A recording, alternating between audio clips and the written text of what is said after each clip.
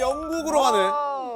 자, 팝스타 시어머니. 팝스타 시어머니. 우리가 이름만 대면 누구나 다 알만한 분이시겠죠? 아, 네, 맞습니다. 영국 축구 스타인 데이비드 베컴 가족의 이야기인데요. 베컴 얘기예요? 그러면 빅토리아잖아. 빅토리아 그렇죠. 베컴. 빅토리아 베컴. 그래, 스파이스 걸스. 스파이스 출신의 베컴의 아내인 빅토리아 베컴. 네. 그리고 그 첫째 아들인 브루클린 베컴의 아내이자 빅토리아의 며느리인 니콜라 펠치의 이야기입니다. 잘 결혼했다고 생각했는데 아니네요. 아니 그 훌륭한 둘은 되게 사이가 좋아요. 네, 되게- 왜냐면 브루클린 베컴이랑 니콜은 사귈 때부터 네. 얘네들은 금수저끼리의 만남이라고 맞아, 했잖아요. 맞아. 이거 그 여자분이 네. 그분이 재산이 어마어마하지 않나요? 어마어마하잖아요. 맞아요. 몇 조 아니에요? 어마어마해요. 이 니콜라의 아버지 넬슨 펠츠의 올해 추정 재산이요. 16억 달러. 무려 약 2조 837억 원이고요. 2조? 2조가 넘습니다. 베컴 부부도 사실 자산이 어마어마하다라고 알려져 어마어마하죠. 있는데 여기에 되면 굉장히 소박합니다. 올해 기준으로 4억 5천만 달러, 약 5,860억 원이라고 하는데요. 갑자기 없어 보이네요. 그렇죠. 2조에서 갑자기. 진짜 큰데 2조에서 갑자기 5천억 가니까 없어 보이네. 그래서 과연 두 사람이 약혼을 할 때 브루클린이 반지를 뭘 줄 것이냐 이것도 굉장히 좀 관심을 모았었어요. 그때 뭐 당시에 브루클린이 선물한 반지가 35만 파운드, 그거 얼마예요? 약 5억 2,800만 원 상당이라고 합니다. 반지가요? 5억 원짜리를 여기 두고 이거 이만한 거 아니에요? 반지가 눈동자만 해. 어떡해요. 아니 이 훌륭한 비주얼을 가진 베컴 집안에 억만장자 며느리면은 이거는 뭐 거의 끝난 건데. 텍스트만 봐도 너무 행복 지수가 올라가지 않습니까? 그러니까요. 그러게요. 근데 이 집에 고부 갈등이 있어요? 처음에는 없었습니다. 이게 니콜라랑 브루클린이 이제 결혼식을 하기 전에 이제 빅토리아가 먼저 SNS에 두 사람 약혼을 합니다. 축하해 주세요라는 축하글을 올리기도 하고. 이거 참 좋아 보이네. 봤어. 그렇죠. 되게 좋은데요? 네네. 그리고 니콜라가 빅토리아의 생일을 축하하면서 같이 저렇게 찍은 사진들을 네. 올리기도 하는 등 두 사람의 사이가 굉장히 좋은 모습이 자주 나타나기도 했죠. 네.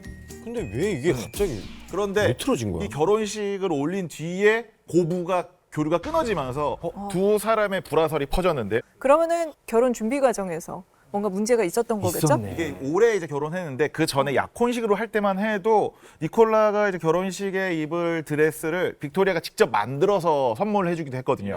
그러면은 네네. 좋은 거 그런데 아닌가? 결혼식 당일에는 네. 오히려 며느리인 니콜라 펠츠가 빅토리아가 만든 게 아니라 다른 명품 브랜드의 웨딩 드레스를 입고 나타난 겁니다. 왜 그러지? 네. 여기서부터 트러블이 시작했네 이거. 그렇죠. 근데 만약에 내가 갑자기 아들이 있으니까 시어머니 입장이 되는데 드실 거예요. 예비 시어머니예요. 아니 내가 네. 걔를 위해서 이쁘게 만들었어. 게다가 네. 빅토리아 베컴이 그 디자이너거든요. 되게 유명한 옷 맞아, 브랜드를 가지고 있단 말이야. 맞아요. 근데 그것이 안 입어? 이런 게 되는 거죠.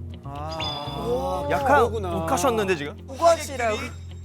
지금 여러 가지를 생각해봤는데 일단 드레스라는 거는 네. 신부의 취향이고 그렇지, 신부가 그렇지. 선택권이 또 그렇지, 있잖아요. 근데 이거는 좀 특별한 케이스잖아요. 왜냐하면 시어머니가 브랜드를 디자인하시는 그렇죠. 분이고 네. 또 약속을 했다면 네네. 입어줄 수 있다고 저는 생각을 하거든요. 맞아요. 그리고 이런 부자들의 결혼식은 드레스를 한 번 입지 않아요. 맞아. 네. 여러 그, 벌 입어. 여러 차례. 본식에 입는 거, 뭐 애프터 파티에 입는 거, 뭐 여러 가지 갈아입으니까 한 번 정도는 입어줄 수 있지 않았을까. 그렇죠. 충격적인 사실이 결혼식이 이제 워낙 이제 셀럽들이다 보니까 사흘, 3일 동안 이어졌는데요. 그동안 니콜라 펠치가 단 한 번도 시어머니 빅토리아가 준 웨딩드레스를 입지 않았다는 근데 거죠. 그거는 좀 너무하다. 그랬다. 너무하다. 하루는 입어주지. 그러니까요. 얼마나 기뻤겠어요. 그러니까요. 시어머니가. 화가 나네. 만약에 이제 이거는 남자분들한테 좀 물어볼게요. 네. 만약 아내가 아내가 어머니가 주신 거 너무 마음에 안 들어. 나 이거 바꿔줘. 이러면 어쩔 거예요? 아까 직접 말하지 그랬어. 아 이렇게? 어머니한테 어머니 이거 안 되겠다. 안 되지. 그러면 부부싸움 나죠. 거기에 만약에 그렇게 둘 다 갈등이 생기면은 네. 안 끼는 게 나을 수도 있어. 안 낀다고요? 거기 안 그냥- 끼겠다고? 그러니까 저는 개인적으로 저희 엄마가 마음에 안 들면 그냥 그거 다 녹여서 뭐 이렇게 세팅을 뭐 바꿔도 아무거나 된다. 다른 걸로 만들어라. 엄마들이 들이면서 말만 그렇게 하지 그렇게 막 녹이기만 해봐 혼나 엄청. 녹이기만 해봐라. 며느리를 녹여버려. 너를 녹일 거다 하면서. 자, 다음은 어떤 이야기가 준비가 되어 있죠? 네, 이번에도 영국으로 한번 가보려고 하는데요. 아, 영국. 네. 거부 갈등.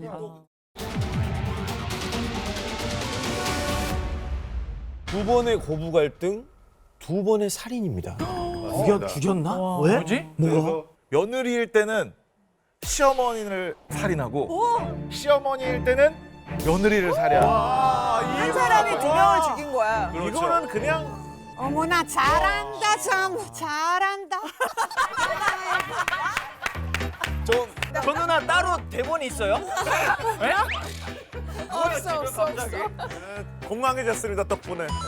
이게 보통 이게 분노를 잘 억제하지 못하는 사람을 이제 분노 조절장애라고 하잖아요. 근데 이번 경우는 진짜로 고부 갈등 조절 장애가 있다라고 할 만큼 영국에서 30년 만에 교수형을 당한 여성 어머나 세상에. 크리스토피에 관한 이야기입니다. 이 크리스토피는 14살, 굉장히 어린 나이에 이제 결혼을 했었는데요. 진짜 빨리 했네요. 네네. 며느리 때는 자꾸 이제 사사건건 시어머니가 트집을 잡는다, 시집살이가 너무 심하다라는 어떤 핑계를 가지고 친구 2명을 포섭을 합니다.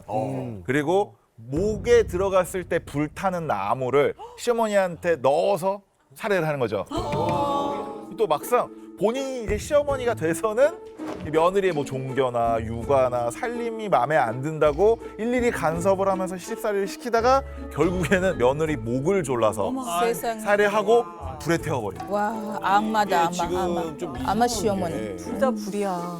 본인도 며느리였을 때 분명히 시어머니에게 뭔가의 분노에 휩싸였을 거란 말이죠. 근데 본인도 당했으면서 왜 그런 어떻게 짓이에요? 며느리가 들어왔을 때 똑같이 그렇게 시어머니처럼 할 수가 있죠? 있네. 그럼 첫 번째 살인 때 안 걸린 거예요? 네, 첫 번째 살인이 있은 이후에 사실은 재판에 넘겨지긴 했습니다. 왜냐하면 유력한 용의자긴 했거든요. 그런데 결국에는 증거가 부족했기 때문에 증거불충분으로 무죄를 선고받고 풀려나가게 됩니다. 와, 안 걸렸어. 두 번째는 어떻게 들킨 거예요? 그런데 이제 두 번째 살인이 있은 이후에 그게 본인이 사실 증거인멸을 위해서 불을 질러놓고 신고를 한 거예요. 불이 났어요. 도와주세요. 신고를 했는데 와서 보니까 이건 좀 뭔가 이상하다. 그냥 불이 난 게 아니라 뭔가 증거인멸을 시도한 것 같다라고 해서 수사를 해보니까 이 시어머니가 며느리를 살해하기 전에 며느리의 반지를 다 뺍니다. 뺀 다음에 본인의 서랍장에 그걸 보관을 하고 있었어요. 그래서 결국에는 체포가 됐고 이 사건으로 말미암아서 과거의 사건까지 결국에는 드러나게 돼서 교수역에 처하게 됩니다. 오, 진짜 너무 무섭다. 아니 솔직히 같은 가족이라도 솔직히 뭐 남편 아니면 저기 엄마 있잖아 친정 엄마랑도 가치관도 다르고 뭐 여러 가지가 다를 수가 있거든요. 네. 아니 근데 그거를 이해를 못 해준 거네요. 그렇죠. 그러니까 그래도 조금씩 교류가 있었다면은 뭐가 이해가 됐을 수도 있었을 텐데 아들과 워낙 떨어져 있는 상태에서 이제 결혼을 한 거라서 며느리를 막상 12년 만에 이제 처음 봤다고 합니다. 네네. 그리고 뭐 일단 이제 키프로스 출신이라서 네, 그리스어를 쓰는데 며느리는 이제 그리스어를 못 쓴다. 어머나. 그리고 이제 뭐 문화가 다르다 보니까는 뭐 육아 방법이라든지 뭐 살림, 집안 청소가 다 마음에 안 든다. 그리고 뭐 1년 동안이나 아들 집에 머무르면서 너는 왜 이렇게 하냐, 이건 이렇게 해야 된다, 우리 집은 이렇게 안 한다 하고 계속 시집살이를 시켰다고 합니다.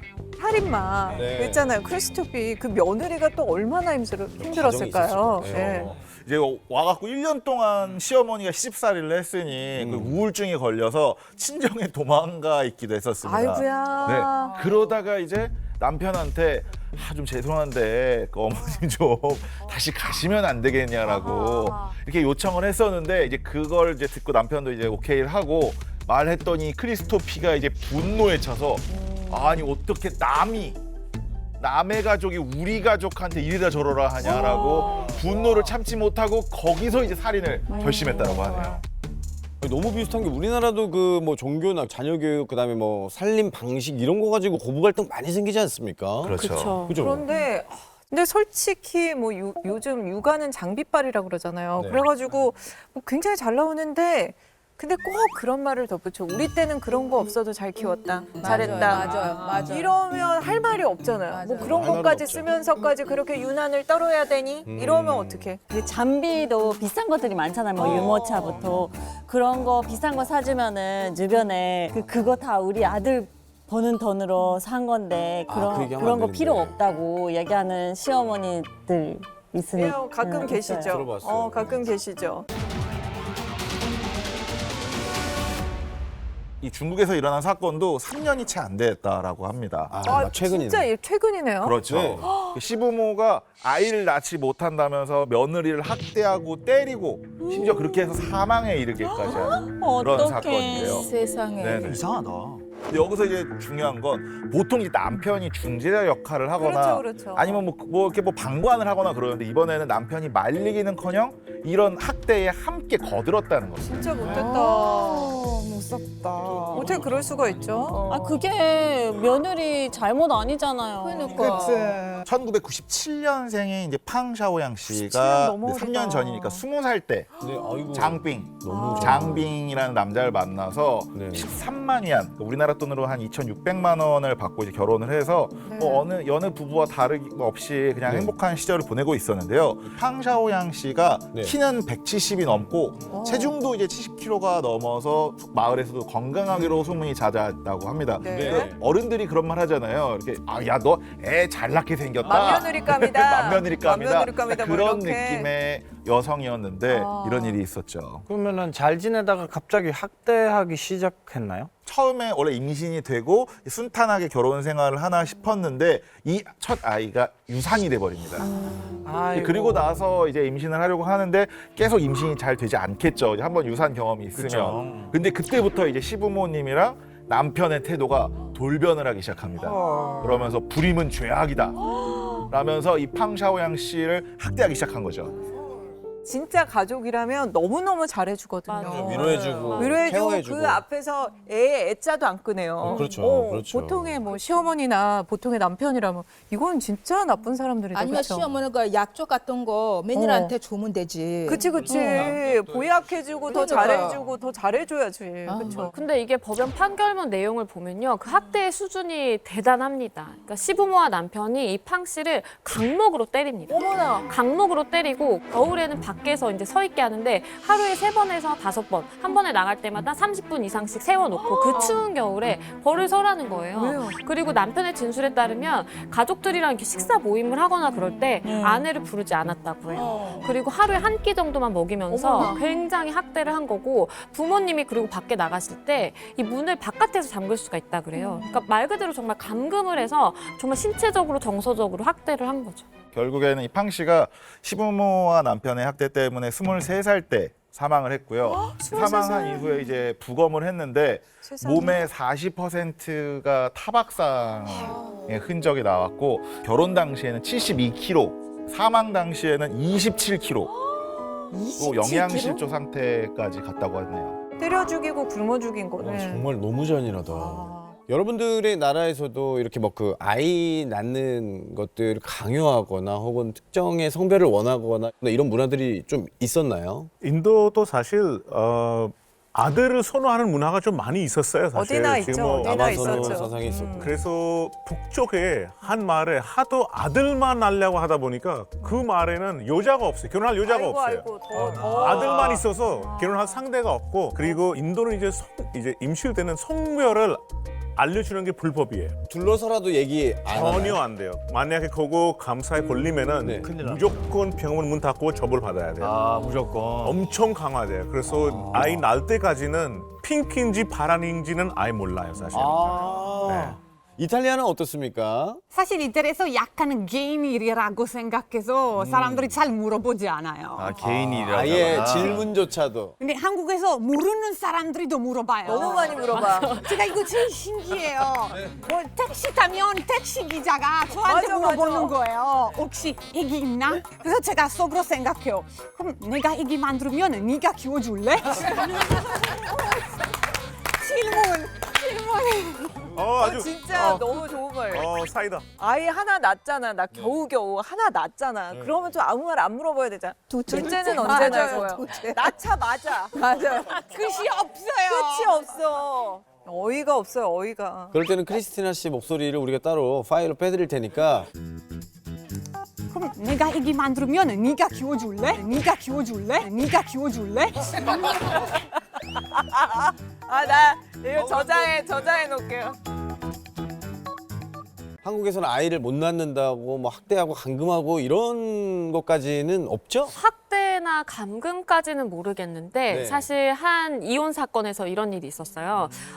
두 부부가 이제 결혼을 했는데 아이가 안 생기는 거예요. 네네. 근데 시어머니가 이제 아기가 좀 빨리 생겼으면 좋겠다라고 해서 그런 이제 즙이라든지 네. 한약이라든지 이런 거를 막 계속 며느리한테 주는 겁니다. 근데 며느리는 그게 좀 부담도 되고 먹기가 싫은 거예요. 그래서 집 안에 이제 구석에 방치를 해놨다가 시어머니께서 그 방치된 즙을 발견하신 거예요. 그래서 그때부터 이제 고부 갈등이 딱 싹트기 시작을 하는데 이게 어느 정도냐면 모임을 하는데 네. 며느리를 부르지 않습니다. 어머나. 소외감을 느끼도록. 아이고. 그리고 이제 온 가족들 앞에서 이제 아기 못 낳는다고 타박하면서 굉장히 폭언까지 하고. 근데 이게 단계가 시간이 흐르다 보니까 시어머니가 이 며느리의 그 손에다가 실수인 척 위장한 고의로 끓는 물을 이렇게 실수로 부은 적이 있었어요. 그래서 며느리가 손에 화상까지 입고 어머나 세상에. 그런 지경까지 가게 된 거예요. 그런데 이 며느리 분이 그래도 아기를 가져보자라는 생각을 해서 남편이랑 병원을 찾아갑니다. 근데 병원을 찾아갔는데 남편이 무정자증. 어머나 세상에 억울해라. 세상에 억울해라. 뭐야 그게? 어머 세상에.